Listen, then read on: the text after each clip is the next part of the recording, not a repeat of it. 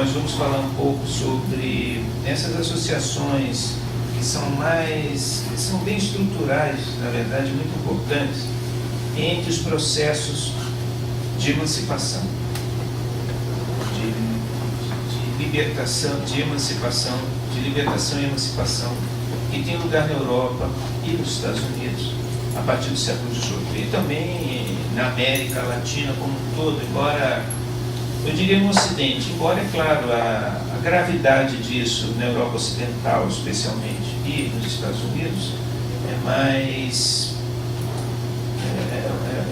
é maior, né? Eu vou falar parcialmente contido em um livrinho que eu escrevi há dois anos atrás, que é o Emancipações, que é a libertação dos judeus no Ocidente, 1776-1897. Nesse livro, eu trato um pouco sobre o início do processo de emancipação na Europa e nos Estados Unidos, especificamente no caso dos judeus. Eu pretendia, depois, ainda não tive tempo de escrever um segundo volume disso para analisar a libertação dos judeus no Oriente, quer dizer, na Europa Oriental, e depois tratar dos problemas de emancipação dos judeus no século XX, nas sociedades ocidentais. Mas acabou que eu só escrevi esse primeiro volume até o momento. Se tiver tempo, e tem tantos outros projetos, eu vou trabalhar na libertação dos judeus no Oriente, que é um outro tipo de dinâmica, foi um outro processo, embora tenha a ver com a Revolução Russa, o comunismo da Revolução Russa, e se dá sob influência, claro, dos acontecimentos do Ocidente. Mas nesse livro eu trato muito da questão dos afrodescendentes, porque os dois processos, a emancipação dos judeus e a emancipação dos afrodescendentes, nas sociedades ocidentais, especialmente no continente americano e particularmente nos Estados Unidos, esses dois processos eles estão interligados historicamente, de alguma maneira. Existe uma interligação entre esses dois processos. Os judeus e os afrodescendentes, os negros, são dois problemas muito significativos ao longo da construção, do processo de construção das democracias representativas no Ocidente. Então, nós vamos falar, tem alguma coisa daqui, mas vamos aí um pouco adiante nessa discussão. Há um aspecto muito importante que tem que ser anotado. Eu boto esse marco 1776, porque entre 1776 e 1789 ocorreram essas duas grandes revoluções, que são os movimentos políticos que fundam o mundo contemporâneo, a Revolução Americana e a Revolução Francesa. Esses dois movimentos, eles introduziram uma ruptura institucional significativa nas sociedades ocidentais. Isso não é que essas duas revoluções tenham introduzido questões novas, porque tudo o que elas realizaram já estava de alguma forma em processo de realização anterior, desde o século XVIII, desde o princípio do século XVIII, já havia pressões sociais, principalmente na Europa Ocidental, para se resolverem certos problemas estruturais da sociedade, jurídicos da sociedade, que colocavam entraves ao desenvolvimento econômico, financeiro, ao desenvolvimento político das sociedades ocidentais. Então, isso vinha do século XVIII. Na verdade, se você vai puxando aonde isso começa, você vai chegar lá no século XV, quando uma determinada forma de entender, na Europa Ocidental, onde uma determinada forma de entender o que era a sociedade e como os diferentes segmentos sociais deveriam se relacionar, começou lentamente a entrar em crise. Não quer dizer também que tudo isso tenha surgido no século XV apenas, porque você tem uma longa discussão na Idade Média inteira sobre a questão dos direitos individuais, sobre a questão das leis, sobre o papel de Deus nas leis, sobre até que ponto as pessoas devem obedecer à lei de Deus ou obedecer à lei dos homens, qual a natureza da lei dos homens, qual é a sua origem. E essa discussão medieval, ela tem raízes na tradição grega e na tradição romana, porque a Igreja Católica nunca abdicou de se continuar de se entender como continuadora de uma tradição jurídica que vinha do mundo clássico. Então, toda a história da Europa Ocidental, de alguma forma, se você começa a reconstruir isso, você vê que tudo tem uma história bem antiga no caso da Europa Ocidental. Certas questões já sempre existiram. Havia, por exemplo, vocês vejam, há uma própria realidade, por exemplo, na Rússia, no Império Russo, que estava construído sob uma lógica, sob a inspiração da Igreja Ortodoxa Oriental, a Igreja Ortodoxa Grega, até a Catarina II, no século XVIII, tomar conta daquela área de assentamento, né, daquela região toda onde estavam onde viviam os judeus, que ia da Lituânia até a Ucrânia, até a Catarina II partilhar a Polônia e tomar aquelas partes para si, não havia judeus dentro do Império Russo. Eles eram proibidos, não havia. A Catarina II é que toma essa decisão de expansão da Rússia ao Ocidente e toma a Polônia, né? E essa tomada da Polônia, pela primeira vez, coloca os russos em contato com os judeus, no século XVIII. Então, a Igreja Ortodoxa Grega tinha outras visões sobre, outras percepções sobre o que era possível e o que não era possível dentro da sua área de influência. A Igreja Católica sempre teve uma complexidade jurídica maior. Você tinha comunidades judaicas na Europa Ocidental, em alguns momentos essas comunidades eram perseguidas, mas sempre tinha um ou outro papa, um ou outro teólogo que defendia, ou que tinha qualquer... Se você pega a legislação, por exemplo, visigótica, que trata da presença, pelo menos enquanto existiram, antes da invasão muçulmana, né, quando aquela área não era católica, a Espanha, antes da invasão muçulmana, você vê que a legislação visigótica variava às vezes em perseguir os judeus, autorizar os judeus. Eles diziam que uma sinagoga não podia ser invadida porque o nome de Deus era louvado ali dentro, mas ao mesmo tempo eles queriam forçar os judeus. Essa tortuosidade jurídica da Europa Ocidental com relação aos judeus, essas idas e vindas, diferencia muito a história da Europa Ocidental da história da Europa Oriental. E é claro, aquela área, de qualquer forma, quando os judeus começam a migrar da Alemanha, das regiões centrais da Europa para o leste, e viver sob a proteção do reino, do Principado da Polônia e da Lituânia, aquilo ali era uma zona neutra, meio neutra, assim, mas nunca deixaram de existir judeus na Europa Ocidental.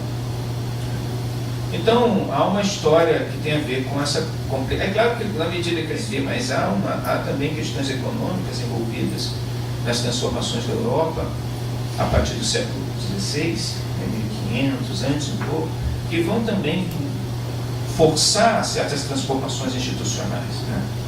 As coisas se mudam muito na Europa, a partir dos descobrimentos, a partir do Renascimento, as perspectivas de existência das pessoas vão se transformando, a igreja vai sendo colocada na berlinda, há uma crença na Europa muito grande, a partir do século XVI, de que todas essas coisas da igreja, a maneira como a igreja vivia o mundo, de que tudo isso era meio ilusório, um combate violento contra a Igreja Católica, que aliás vem desde a Idade Média. A Igreja Católica ela governou teologicamente a Europa Ocidental durante a Idade Média inteira, lançando mão muitas vezes de instrumentos brutais para poder se estabelecer. Sempre se criticou a Igreja Católica na Europa Ocidental de diferentes maneiras, desde movimentos milenaristas diversos que existiram, desde heresias, desde a Igreja moveu guerras, guerra dos cátaros, por exemplo, contra o sul da França, que assinala o surgimento da Santa Inquisição. Tudo isso, a Europa Ocidental é um poço de instabilidades. Agora, é a região do mundo onde se concentrou riquezas numa escala e de uma forma que não se concentrou em nenhum lugar do mundo até aquele momento.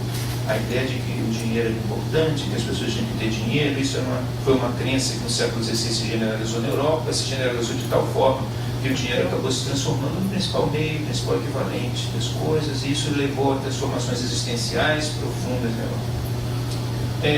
No século XVIII, quando nós chegamos no século XVIII, há uma pressão muito forte dos estados, dos países, dos agentes econômicos de ponta dos países, dos filósofos e dos pensadores, para se construir uma sociedade diferente daquela que até então existia. Os filósofos chegam a várias conclusões,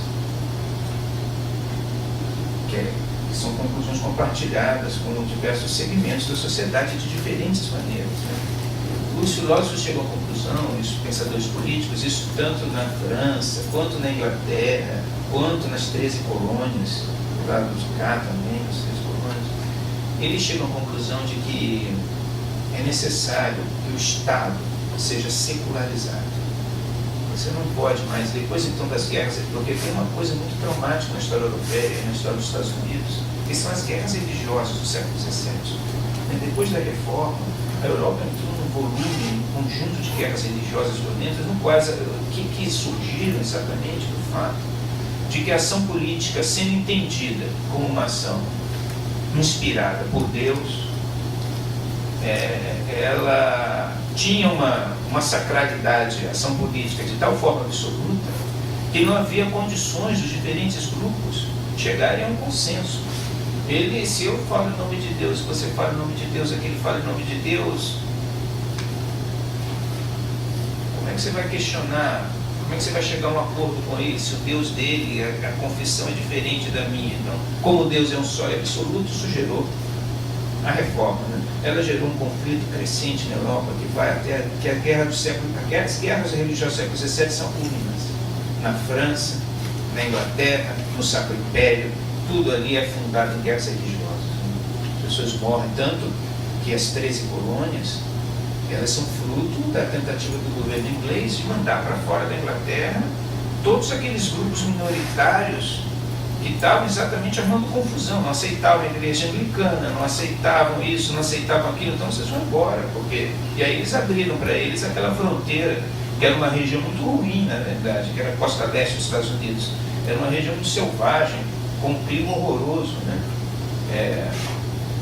Às vezes invernos muito rigorosos, né? E eles abriram aquela área para essas seitas inglesas. E muita gente pegou carona nisso, né? Os protestantes holandeses, dissidentes, pediram autorização para ir para lá. Bom, foram os holandeses que fundaram Nova Amsterdã, né? Mas depois disso, quando isso já passou a estar na mão dos ingleses, eles também foram para lá. Os judeus, por exemplo, eles tinham nas 13 colônias direitos que não tinham na própria Inglaterra. Dentro da Inglaterra, eles não tinham direitos que tinham nas 13 colônias. Então, as 13 colônias, foi assim, os ingleses resolveram transformar aquilo ali numa espécie de lixo, né, de lata de lixo, de tudo aquilo que eles não conseguiam lidar politicamente dentro da Inglaterra.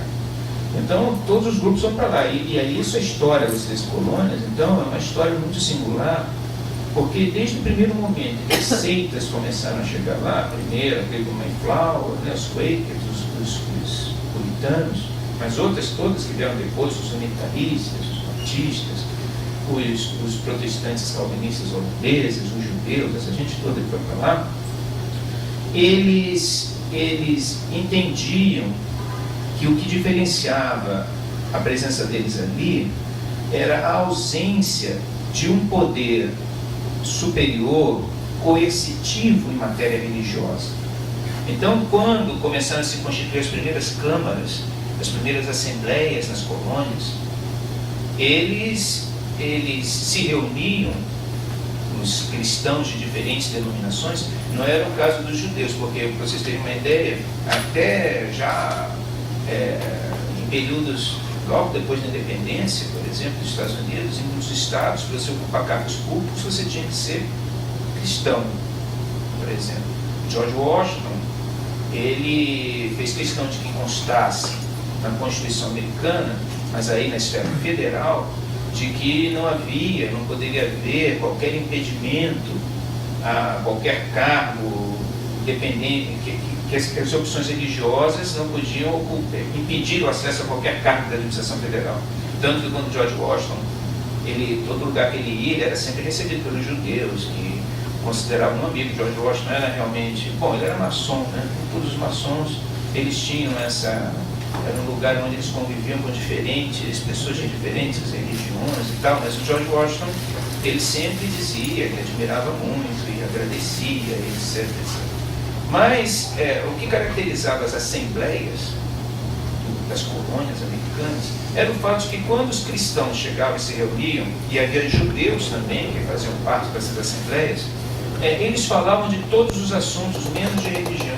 Havia um pacto entre eles de que não deveria haver nenhum sinal exterior daquilo, de que a religião não deveria pautar as suas políticas, né? Então a tese da liberdade religiosa, onde que quando eles estavam reunidos eles falavam de negócios, ou falavam de questões políticas em termos econômicos, ou falavam de como o Estado ou aquela colônia específica deveria se desenvolver, mas não falavam de religião. Isso é um acordo fundador da sociedade americana. Tanto que depois, quando eles foram fundar a Universidade de Harvard, os Quakers, eles fizeram questão de separar o departamento de teologia do resto dos departamentos. Embora Harvard tenha um núcleo de teologia, ele era separado. Eles se preocupavam muito de não importar para as 13 colônias o ambiente de poder religioso, coercitivo que existia na Inglaterra. Então, as 13 colônias é uma coisa absolutamente singular na história, porque elas é uma sociedade que já foi organizada desde o seu primórdio por esse compromisso de que não vamos tratar de religião aqui, vamos tratar de negócios, de questões políticas, do que quer que seja, dos seus interesses, de quem faz isso, quem faz aquilo, mas não de religião. Então, os Estados Unidos, eles já foram uma sociedade que surgiu com a ideia de que... E é claro que eles nunca deixaram de reconhecer o rei da Inglaterra, né, e a igreja anglicana e tudo aquilo, nas representações, nos lugares onde existiam as assembleias, sempre tinha a coroa do rei, a bandeira era a bandeira da Inglaterra, né, do Reino Unido, mas eles tinham essa facilidade, porque a Inglaterra estava do outro lado do Atlântico. E a Inglaterra não estava se importando muito com o que acontecia nas 13 colônias. Isso em história, quem estudou história, isso se chama de esquecimento salutar, né? Tem várias denominações, mas o esquecimento salutar, né? Que por quase 150 anos os ingleses se esqueceram, eles não queriam saber daquilo. Quando eles se deram conta, aí as 13 colônias já tinham esquadras, já tinham navios fazendo comércio dentro do Mediterrâneo, já controlavam todo o tráfego triangular do Atlântico Norte, controlavam toda a produção de baleia, porque naquela época isso era muito importante, o óleo de baleia era uma fonte importante de energia, de aquecimento, de iluminação. Eles controlavam tudo isso já, os americanos. No Moby Dick, do Herman Melville, né, fala sobre a importância disso para a economia norte-americana. Aí quando os ingleses se deram conta, já na crise do século XVIII, aí os ingleses quiseram tomar de volta, mas aí quiseram começar então a impor as taxações, já que vocês são tão ricos, tão poderosos, e nós estamos em crise, porque os ingleses, naquela época, foi a primeira grande crise, na verdade, da era industrial. Os ingleses pegaram, através do ouro do Brasil, eles ampliaram a base monetária da Inglaterra de uma forma brutal, permitiram o desenvolvimento da Revolução Industrial numa escala assim, consistente, mas houve a estagnação do ouro, houve uma depressão, e aí eles foram atrás dos impostos para fazer uma reforma. Aí eles viram que as 13 colônias estavam em melhores condições financeiras do que eles, né? Aí eles tentaram nas 13 colônias, mas aí já era tarde demais, porque aí os colonos se reuniram no Congresso Continental e chegaram à conclusão difícil, muito difícil, de que só restava a eles uma alternativa: a ruptura de relações políticas, a revolução, a ruptura com a Inglaterra, né? A decapitação simbólica do rei, né? Não era a decapitação, porque o rei, felizmente, o rei estava longe, a Inglaterra tinha que deslocar tropas, né, para as 13 colônias, coisa que ela fez, né?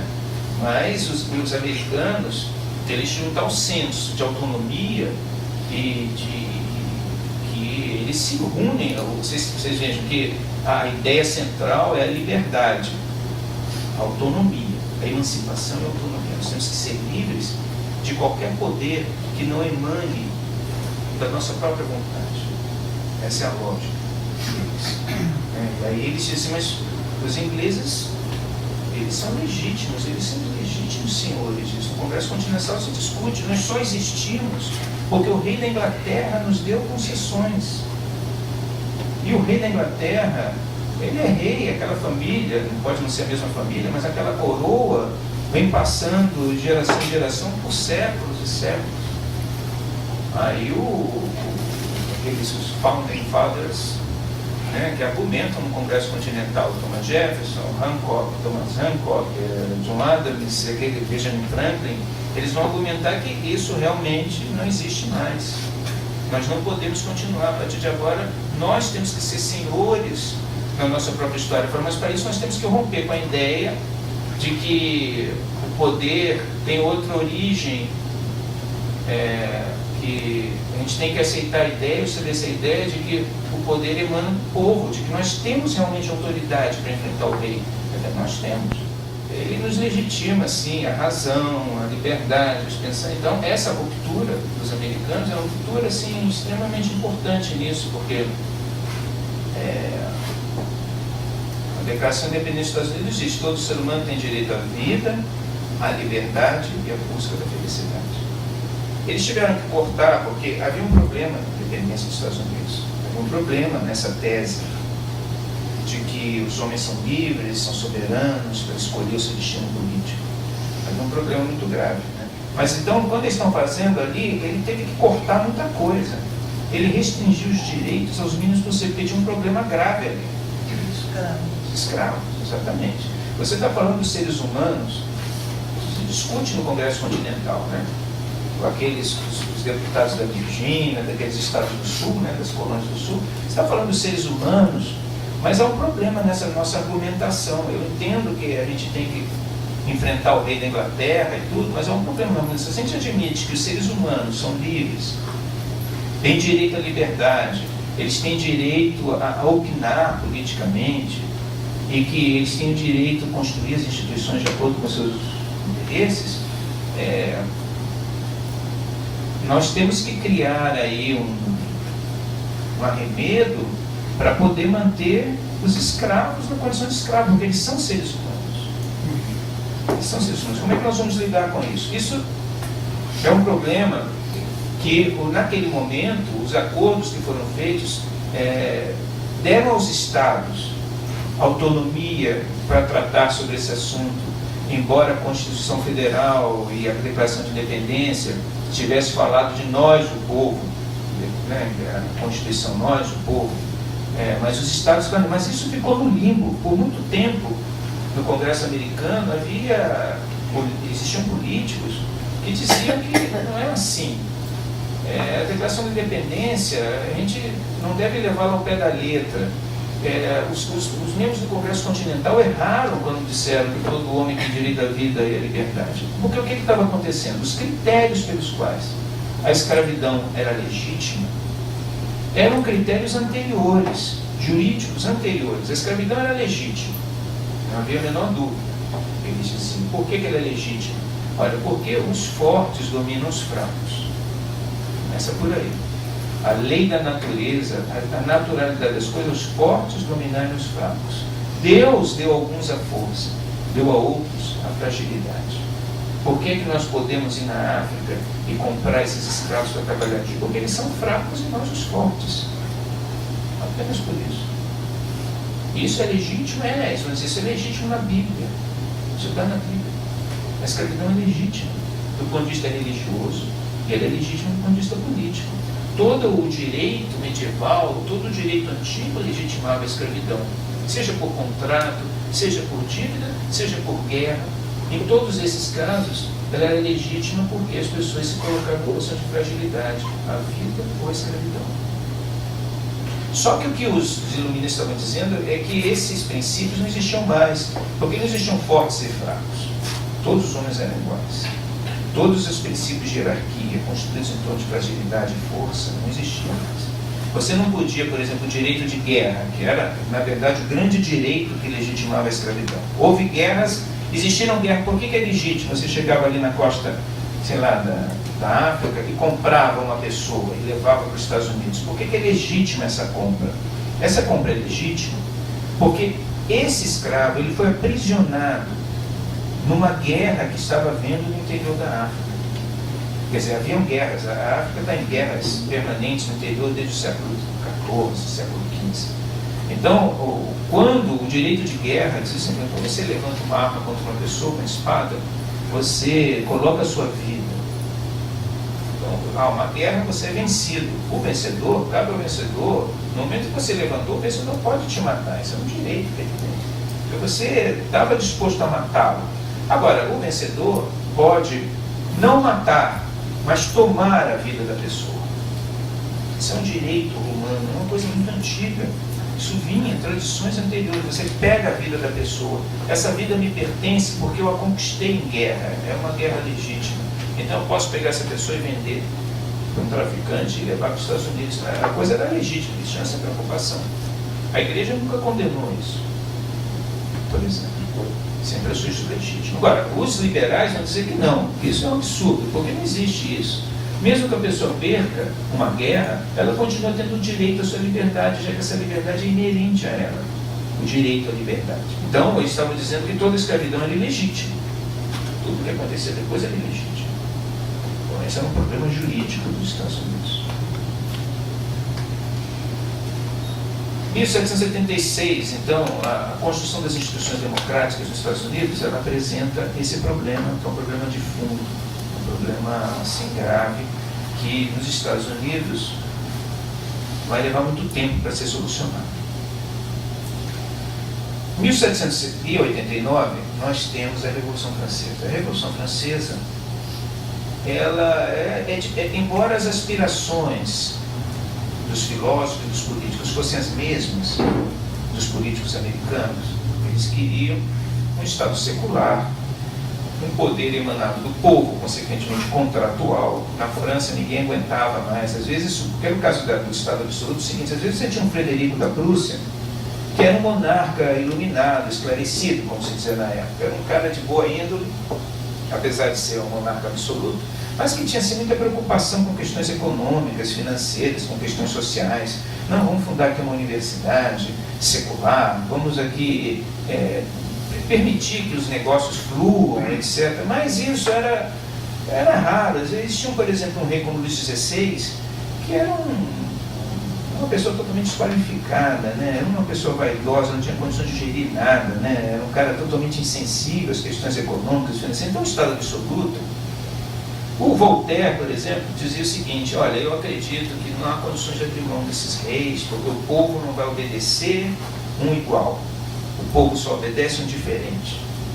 Mas o Diderot e outros diziam, não, isso não existe, mas a gente tem que acabar com isso e instalar uma república, um regime. Depois de 1776, nos Estados Unidos, isso contaminou a intelectualidade europeia. Eles viram que era possível. Quer dizer, você podia construir um Estado secular, né? Um Estado com pessoas eleitas, com pessoas... era possível. E eles realmente partem para isso. Mas o caso da França era diferente dos Estados Unidos. No caso dos Estados Unidos, aquela sociedade já tinha se montado assim. A França era um país que por séculos era dominado pela Igreja Católica, coisa que não havia nos Estados Unidos. Não havia Igreja Católica nos Estados Unidos. Os reis tinham poderes desde épocas remotas, as relações institucionais eram muito marcadas pela realeza. Então o combate na França é assim, violento. Quando a Assembleia Nacional se reúne, a Assembleia Nacional Francesa, eles decretam então que o rei, a Assembleia Nacional faz o juramento, aquele juramento na sala do jogo de terra, né? Eles decidem o seguinte: a partir desse momento, o terceiro Estado se considera a Assembleia Nacional, mas poder legislador. A monarquia, uma monarquia constitucional, nós vamos elaborar a Constituição da França. O povo toma o poder para si, o poder legislador. Todo o poder passa a emanar não de Deus, mas do povo, como nos Estados Unidos. Nesse momento, eles começam a tratar de uma série de assuntos que diziam respeito a essa nova ordem. E eles discutem muito. O principal documento que emana desses primeiros meses da Revolução Francesa é a Declaração dos Direitos do Homem e do Cidadão, onde eles saem votando em vários assuntos e sob inspiração das cartas de direitos dos Estados Unidos. Aliás, Thomas Jefferson era embaixador dos Estados Unidos em Paris durante a Revolução. E ele, inclusive, é chamado, ele conversa com os legisladores franceses, né? Não sei em que língua, não sei se Thomas Jefferson faz, ele conversa, ele se entende lá com as pessoas e dá opiniões sobre a Declaração dos Direitos Humanos do Cidadão. Mas no meio daquela confusão toda, onde o povo francês então se torna, todo o povo francês se torna legislador, todo o povo francês é considerado livre, todo cidadão francês é emancipado da relação de subordinação que ele tinha com relação ao rei. Quer dizer, o francês, ele deixa de ser súdito do rei, o rei lhe dava a identidade, e passa a ser cidadão, ou seja, ele tem a identidade em si, ele é livre, emancipado na sua identidade. Alguém se lembra que existe um problema na França com relação a isso, e aí eles perguntam qual é o problema dos judeus. Aí alguém pergunta por quê? Eles não foram abarcados pela declaração número 1, que todo homem nasce livre, igual, dignidade, direitos, né? Declaração, artigo 1º da Declaração. Ele falou, o problema é o seguinte, e aí eles resolvem primeiro o problema dos huguenotes, dos protestantes, né? Os protestantes são franceses, etc. Eles são franceses, estão emancipados, são equiparados aos demais franceses. Alguém fala, mas tem problema dos judeus. Ele fala, mas os judeus não estão abarcados por isso, a gente precisa fazer alguma coisa específica? Eles vão dizer sim. Por quê? Porque os judeus, ao contrário dos huguenotes e ao contrário dos franceses, de uma forma geral, eles têm direitos e privilégios que foram dados a eles por uma sucessão imensa de reis franceses em períodos anteriores. Eles não foram, eles não se impuseram, eles não tentaram se impor como os huguenotes, por exemplo, na sua liberdade. Os huguenotes sempre tentaram ser equacionados em termos de liberdade de culto aos demais cristãos, os católicos. Eu sou huguenote, eu sou protestante, eu quero ter liberdade de culto, eu quero ser igual aos demais católicos. Os judeus, eles nunca pretenderam isso. O que os judeus pretendiam e conseguiram, eles tinham esses direitos, eram certos privilégios jurídicos, certos privilégios legais enquanto grupo. O que quer dizer? Os judeus tinham direito a ter tribunais próprios. Então, se havia um crime dentro da comunidade judaica, se esse crime não envolvesse pessoas externas à comunidade judaica, qualquer que fosse o crime, os judeus tinham seus próprios tribunais. Os rabinos se reuniam e julgavam, faziam. Isso era um direito que os reis haviam concedido. Os judeus tinham suas próprias regras alimentares, seus próprios feriados, a seu próprio funcionamento interno, comunitário, que destoava e que não tinha a ver com o calendário externo. Não tinha a ver. Os huguenotes, por exemplo, não tinham o mesmo calendário, eles não cumpriam as festas católicas, mas eles consideravam, o calendário deles era o mesmo, janeiro, fevereiro, etc. A Revolução Francesa, você sabe disso, ela vai tentar mudar o calendário, né? Exatamente para criar um novo patamar, um novo parâmetro universal, no Brumário, né? São vários nomes, eles tentam também instalar o sistema decimal, também no calendário nas horas, eles não conseguem. Mas no caso dos judeus era diferente, os judeus viviam num mundo à parte. Então, os judeus, eles têm que ter uma legislação específica. Então, o que eles fazem? Eles chamam os judeus da Provence, que é onde tinham os judeus franceses. Eram judeus franceses de origem espanhola, muitas vezes, não sefaradinho. Eles vão a Paris, são recebidos em Paris, e a Assembleia Nacional, uma comissão, propõe a eles o seguinte: olha, eu quero saber até que ponto os judeus franceses querem se tornar franceses. Aí os judeus franceses imediatamente dizem que querem se tornar imediatamente franceses, claro. Mas eles dizem, mas tem um problema aqui. Esse problema vai se arrastar até Napoleão, né? Tem um problema.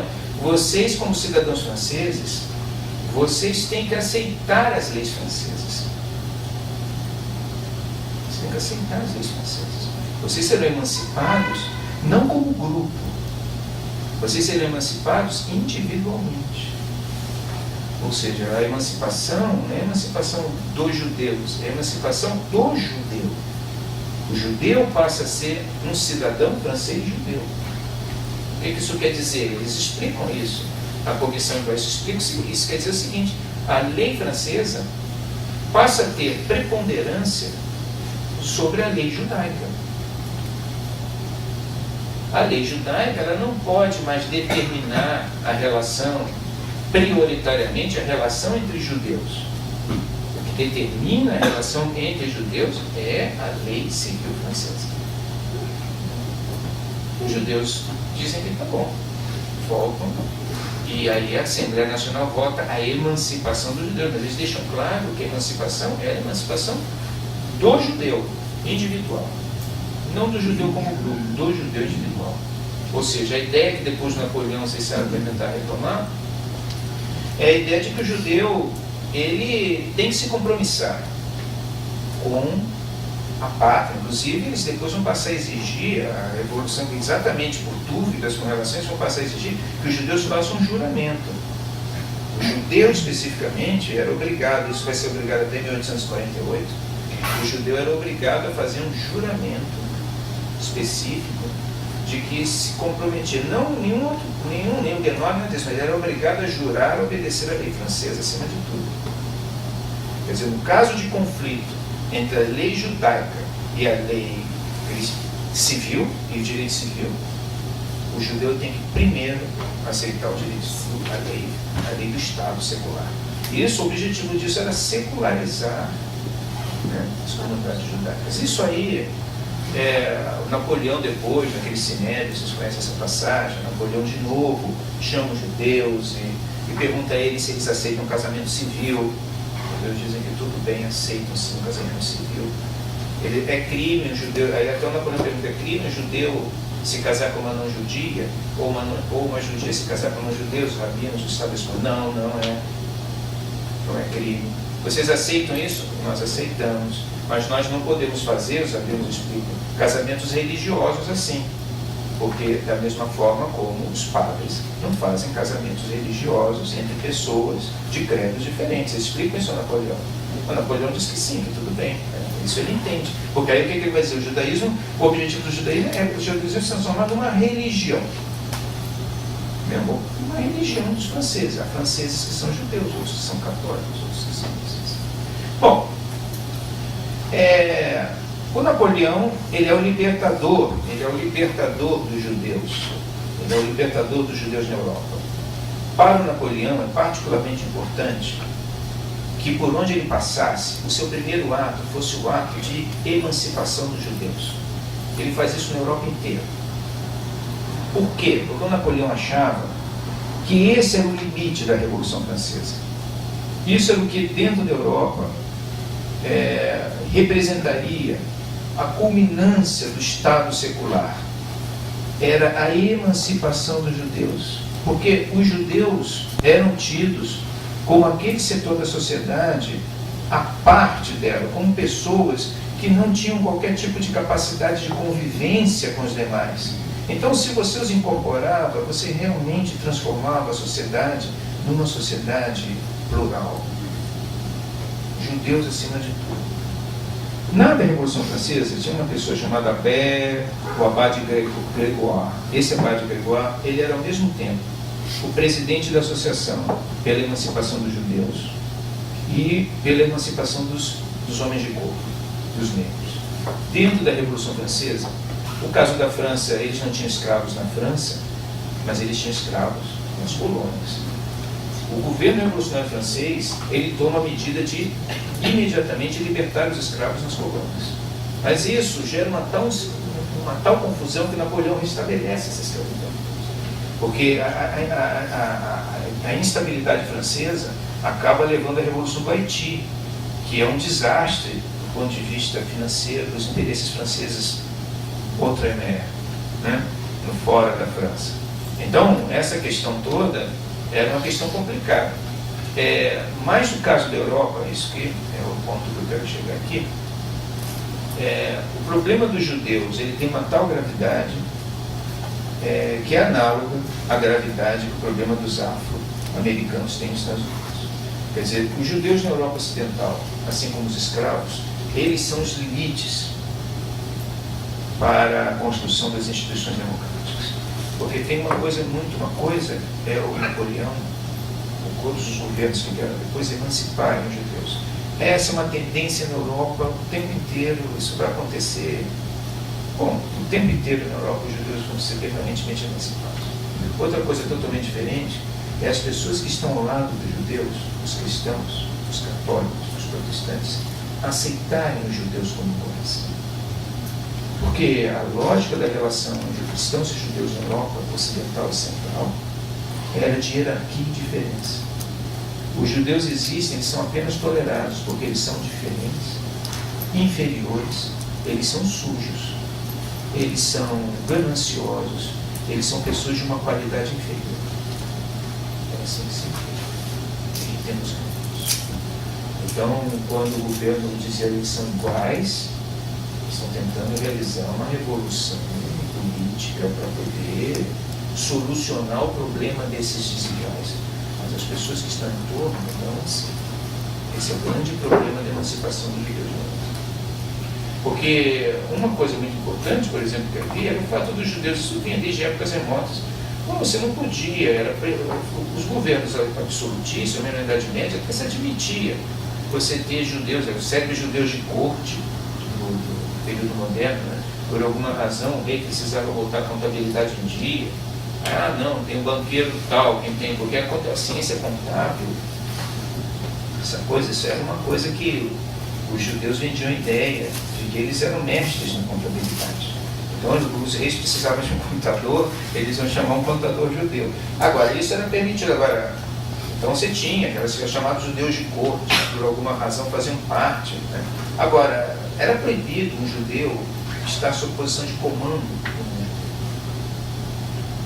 Por quê? Porque vocês viram quando isso aconteceu, a coisa do cristianismo, Jesus Cristo, essa coisa toda. Os judeus eles têm que obedecer, eles não podem mandar.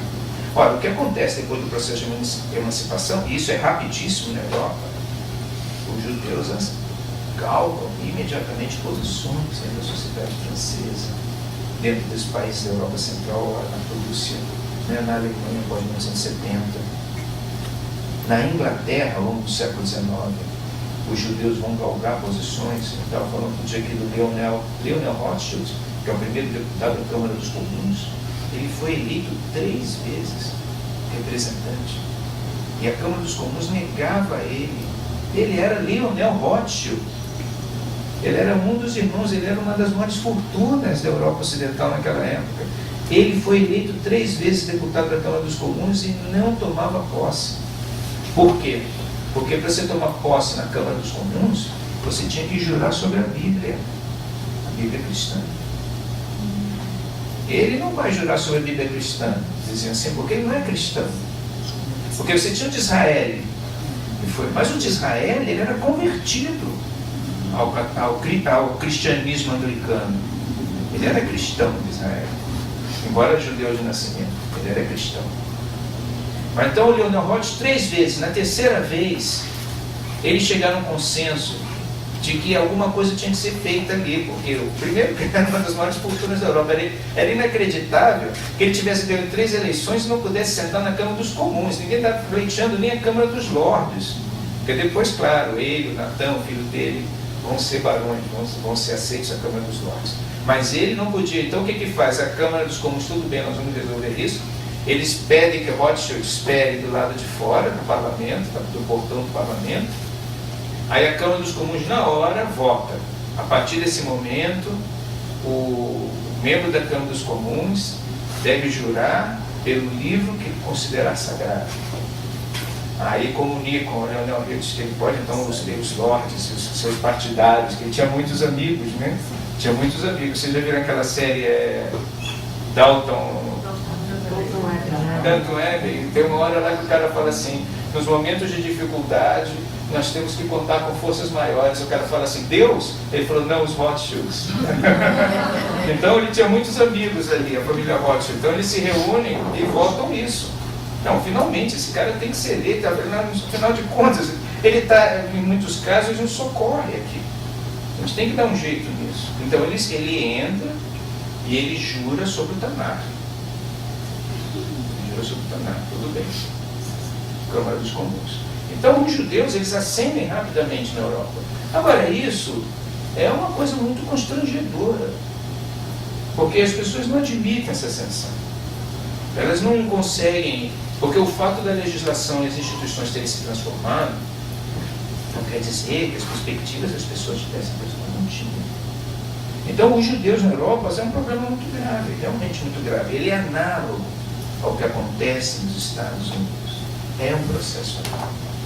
Porque o que acontece nos Estados Unidos é o seguinte: você tem esses que são os excluídos do processo, que são os afrodescendentes dos escravos. Não é só os escravos. Os escravos é uma coisa. Mas você tem, além dos escravos, os afrodescendentes. Há um momento na história dos Estados Unidos, na época daquele presidente Monroe, que o objetivo deles era mandar os escravos de volta, os negros de volta para a África. Tanto que eles compram a Libéria, que se chama Libéria, e fundam a cidade de Monróvia, que é a capital da Libéria. Quer dizer, a cidade do presidente Monroe, porque o presidente Monroe queria que eles fossem embora para lá. Porque o que acontece é o seguinte: esses caras são livres, porque começam a aparecer. E depois você tem nos Estados Unidos uma necessidade muito grande de resolver o problema. Essa solução do problema nos Estados Unidos só se dá 100 anos depois, quase 100 anos depois, na Guerra da Secessão. A Guerra da Secessão culmina com a 13ª emenda, está naquele filme do Abraham Lincoln. A 13ª emenda proíbe a escravidão dentro dos territórios da União. Esse momento é um momento assim muito grave, porque aí sim os escravos são emancipados e os negros, de uma forma geral, são equiparados perante a lei aos brancos. O que acontece aí, né, isso no cinema americano aparece muito, né, porque isso é muito traumático na história americana, é a ascensão permanente dos negros dentro da sociedade americana, que é natural e imediata também. Imediata. Porque sempre tinha aquele negro que tinha estudado e se notabilizava por alguma razão. Aí os caras tinham que começar a conversar com ele, tinham que reconhecer ele rápido. Logo depois da Guerra Civil Americana, inclusive, há uma política federal de permitir a ascensão dessas pessoas a cargos legislativos, a cargos políticos eminentes, importantes. A origem da Ku Klux Klan está aí, né? Porque eles não admitiam, por exemplo, que os negros voltassem para o Sul com autoridade e começassem a dar ordem aos brancos. As pessoas achavam que isso é uma coisa, uma abominação. Porque esses caras eram escravos até ontem, eles não têm condições de nada, como é que eles estão dando ordens aqui? Então, esses dois processos, o processo de emancipação dos judeus e o processo de emancipação dos negros, eles são análogos e eles são parecidos, não porque judeus e negros tivessem alguma coisa a ver com outra, porque, na verdade, eram duas realidades, dois processos totalmente diferentes. Mas eles tinham no seguinte sentido: tanto a situação subalterna dos judeus quanto a situação subalterna dos afrodescendentes tinha a ver com estruturas jurídicas prévias, com tradições, comportamentos e culturas prévias, que a transformação institucional não tinha conseguido resolver do ponto de vista cultural. Então, o mesmo ódio que os brancos do Sul tinham aos negros, e que continuou a ter, no caso dos Estados Unidos, vocês sabem, se arrasta até a Lei dos Direitos Civis, de 1964, até o momento em que foram removidas todas os entraves jurídicos, em que eles foram realmente igualados, né? Esse problema é análogo ao problema dos judeus na Europa. E vou dizer uma coisa: no caso da Europa, o caso dos judeus, sem dúvida, é mais grave, porque ele não vai ser solucionado na Europa até a Segunda Guerra Mundial. E mesmo hoje ele não está totalmente solucionado. Quer dizer, o que aconteceu na Europa foi alguma coisa que os americanos, por exemplo, os brancos americanos, eles matavam negros, né? A Ku Klux Klan tinha essa prática de incendiar, tacar fogo negros, invadir localidades rurais e matar todos os... Mas nos Estados Unidos, por conta de toda a sua história constitucional e liberal, nunca surgiu a oportunidade que surgiu na Alemanha. de você ter todo um Estado votado especificamente para executar os judeus como um todo. O que é que isso tem a ver, então, com o que eu estou dizendo aqui? Existe uma história comum nesse sentido, e os processos de emancipação dos Estados Unidos negros, o processo de emancipação dos judeus, eles caminham junto com a consolidação das instituições democráticas. E as objeções à incorporação desses setores sociais. Agora, você vai dizer assim, mas qual é, no fundo, que momentos são importantes? Em que momento isso se toca? Na França, é uma coisa muito interessante que os escravos negros,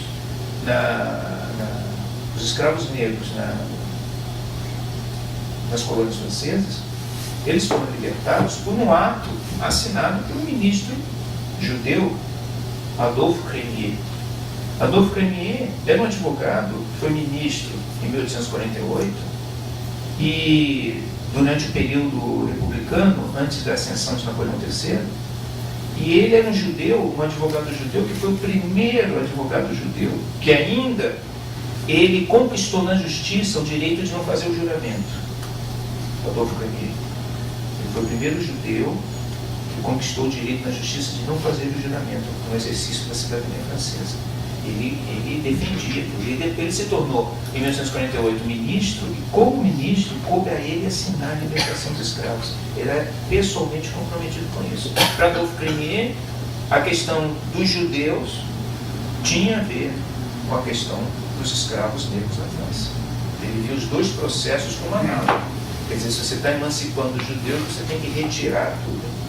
Então isso é muito importante. De qualquer forma, esses dois pontos, Heschel nos Estados Unidos e Adolphe Crémier na França, são pontos de encontro importantes, porque mostram que apesar da história da marginalidade judaica ou da marginalidade afrodescendente serem diferentes, os dois grupos são grupos particularmente sensíveis ao processo de construção das democracias no mundo ocidental. E a história da emancipação desses grupos é uma história muito trágica, porque nos Estados Unidos leva a Guerra Civil, que é a mais violenta conflagração do século XIX, e 600 mil mortos. Os valores da época, isso é de uma brutalidade, a Guerra Civil Americana foi de uma brutalidade indescritível. E na Europa, o processo de emancipação dos judeus leva ao Holocausto. É a culminância de idas e vindas no processo de emancipação. Quer dizer, nos dois, e em ambos os casos, a questão ainda não foi totalmente resolvida. No fundo, os europeus, os franceses especialmente, não continuam ainda achando que os judeus são franceses.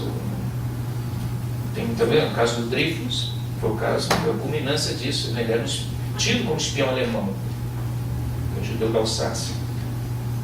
A Alsácia, quem são os alsacianos? Né? Franceses, alemães? Isso é uma dúvida que acho que persiste até hoje, dos alsacianos. Mas no caso do Dreyfus, e no caso do Holocausto, né? Onde você finalmente chegou ao governo na Europa, quando Goebbels assumiu, o primeiro discurso do Goebbels, quando assumiu, quando o Hitler tomou o poder, foi o seguinte: neste momento, ele fala, isso está no YouTube, vocês podem ver, neste momento, põe-se um ponto final à Revolução Francesa. Porque ele está dizendo o seguinte: tudo aquilo que a Revolução Francesa trouxe, e no caso deles, a emancipação dos judeus era um tema da Revolução Francesa, acabou agora. Vamos resolver esse problema. Isso não existe, essa coisa dos judeus serem iguais. Não são. E nos Estados Unidos, de outro padrão, a Guerra Civil, ela se arrastou por mais 100 anos. E mesmo hoje, o problema racial nos Estados Unidos não está solucionado. Em algum momento vai ser, como a Revolução fez, emancipar os judeus, mas ele emancipou os judeus, mas não emancipou a sociedade do ódio que tinham os judeus. Porque isso está no outro campo. Está no campo, você pode mexer pela lei muita coisa, mas você não pode mexer na moral das pessoas, você não pode obrigar as pessoas a acreditar em coisas que elas não acreditam. Então esse tipo de fenômeno porque tem o seguinte: o ódio, a gente pode até falar isso aqui, a inveja, o ódio, o ressentimento são forças da história. As pessoas se movimentam em função disso. Isso serve para as pessoas irem adiante. É claro que você pode dizer assim, o amor, a solidariedade, a admiração também são motores. Mas em determinadas situações históricas eles funcionam. E outro que funciona é o ódio, o ressentimento, o rancor. Você vê, como o rancor é uma força, né? Como o preconceito são forças da história. O que os Estados tentam fazer, e as sociedades, principalmente a nossa, que é totalmente plural, que se a guerra for instalada entre nós, a gente acaba. A gente precisa de autonomias, precisa de leis que regulem isso. O que tenta fazer é administrar isso pela lei. Mas nem sempre isso é possível, porque as pessoas se rebelam contra as leis. Esse ódio, isso é uma força poderosa, é muito perigosa na história, muito perigosa. Porque se você solta assim um rastilho, as coisas